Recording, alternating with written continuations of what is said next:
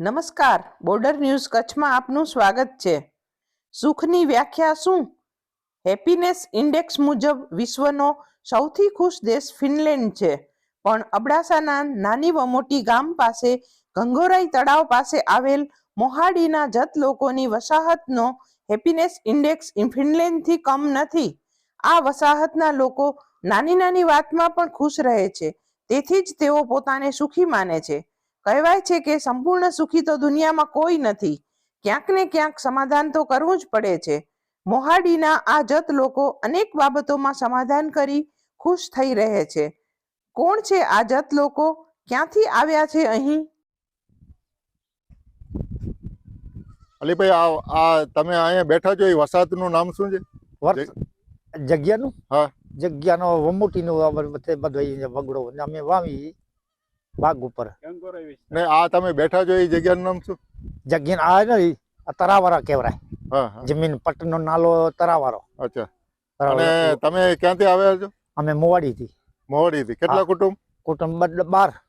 12 કુટુંબ. હા, 12 કુટુંબ. મજૂરી બધા રહીએ ને થોડોક બકરીઓ માલ છે. હા હા. કેટલા સમયથી છો અહીંયા? અહીંયા અમારે 15 વર્ષ થયા. અહીંયા જ રહીએ ઠકરાઈ કરીને જમીન પૂકી. હા. અચ્છા. બધું અહીંયા જ અમે બધું કુટુંબ શીખીએ. વરસારો અહીંયા, ઉનાળો અહીંયા, ચોમાસો અહીંયા જ. અમારા ગામમાં વગડો નથી એટલે વાવી બધે દરિયા વસ્તાર છે, જમીન ખારી છે. અત્યારે મોવાડીમાં શું કરતા પેલા? મોડી માલ ચારતા, હાંડું જે લઈને ચારતા, દરિયામાં રહેતા ને આવતા ને બધે. પેલો વખતમાં તો મજૂરી નથી, હાલ હાંડું માલ લઈને નીકળી જતા બહાર. એટલે ઊંટોથી? હા, ઊંટોથી. આ ખારોઈ ઊંટ કે છે? હા, ઈ ખારાઈ ઊંટ. એટલે દરિયામાં લઈ જતા? દરિયામાં લઈ જતા. દરિયામાં પછી ધંધો નહોતો અમારે. પછી હાંડું નું 2 વર્ષ આવે, 2-3 વર્ષ દૂધ વેચાય. પેલું દૂધ ના વેચાતા, અમે થાકીને મૂકી દીધું. દેબેરીનું ચારતા, પોતાની 2-2 ચારતા હતા નગ. પછી મજૂરી માથે બેસી ગયા. બધા ટકરાઈને બચારા સારા હતા ને પછી અમને અહીંયા સાસરો આવતો દીધા એ મજૂરી માથે. એટલે ઊંટોને બધા વેચી કાઢે? વેચી કાઢ્યા. ધણીને ઝેબેરીને ધણીને દઈ દીધા. ઝેબેરીનું ચારતા.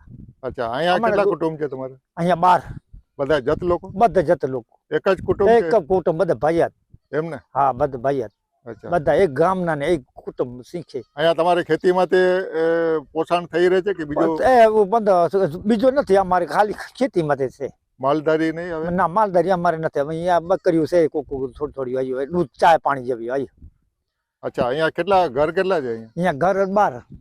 બધા કુટુંબ શીખે, બધા બહાર રહીએ. વાંસથી બનાવેલા કાચા ભૂંગાઓમાં આ જત લોકો રહે છે. બાજુના ડેમમાં ઉગી નીકળતું ઊંચું ઘાસ કાપીને તેનો છાપરા તરીકે ઉપયોગ કરે છે. લખપત અબડાસાના દરિયાઈ પટ્ટીમાં રહેતા જત લોકો આજે પણ સિમેન્ટ કોન્ક્રીટના પાકા મકાનમાં રહેતા નથી. આવા વાંસના ભૂંગાઓમાં જ સુખ સાહેબીમાં રહે છે. સુખ અને ખુશી એ મનની અવસ્થા છે. ગરીબ માણસ પણ સુખી હોઈ શકે છે, તે આ વસાહતના લોકોને મળવાથી જ ખ્યાલ આવે. આ લોકોનો ખોરાક આમ તો દૂધ અને બાજરી છે, પણ બાજરીનો ભાવ 40 રૂપિયા થઈ જતા રેશનિંગમાં સસ્તા દરે મળતા ઘઉંથી જ સંતોષ માની રહ્યા છે. આ પણ એક ખુશીનો સંતોષ જ ને. કોઈ પણ ભૌતિક સુવિધાઓ વગર જીવતા ગરીબો જે ખુશી અનુભવતા હોય તેવી ખુશી કદાચ શ્રીમંત લોકોને પણ ન મળતી હોય તેવું પણ બને. આ કાચા મકાનોમાં રહેતા જત પરિવારના ચહેરા પર જે ખુશી કે ચમક જોવા મળે છે તે કદાચ મોટા આલિશાન બંગલાઓમાં રહેતા લોકોના ચહેરા પર પણ જોવા ન મળે. બકરીમાં દૂધ ન હોય તેના બચ્ચાને બોટલથી દૂધ પીવડાવતી આ જત મહિલાની ભાવના અને અબોલા જીવ પ્રત્યેનો પ્રેમ સૂચવે છે કે તમારી પાસે જે કંઈ હોય તેમાંથી થોડુંક બીજાને આપીને પણ સંતોષ મેળવી શકાય છે. નાલો ને ખાલી વિડીયો ખણે તો વાહ.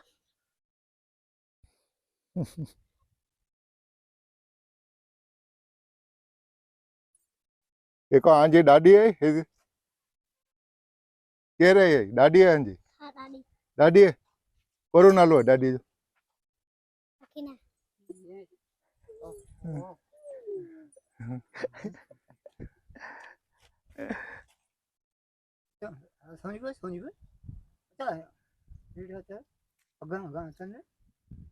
ભણેલા નતા હોય ને?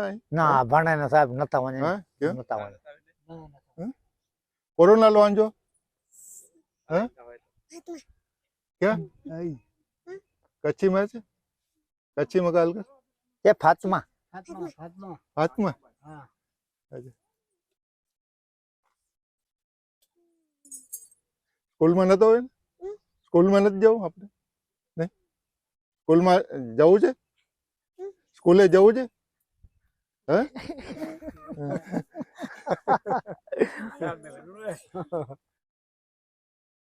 આપણી નવી પેઢી ખુશ રહેવાનું ભૂલી રહી છે. નાની નાની વાતોમાં પણ ખુશ રહેવાની કળા ગુમાવી રહી છે.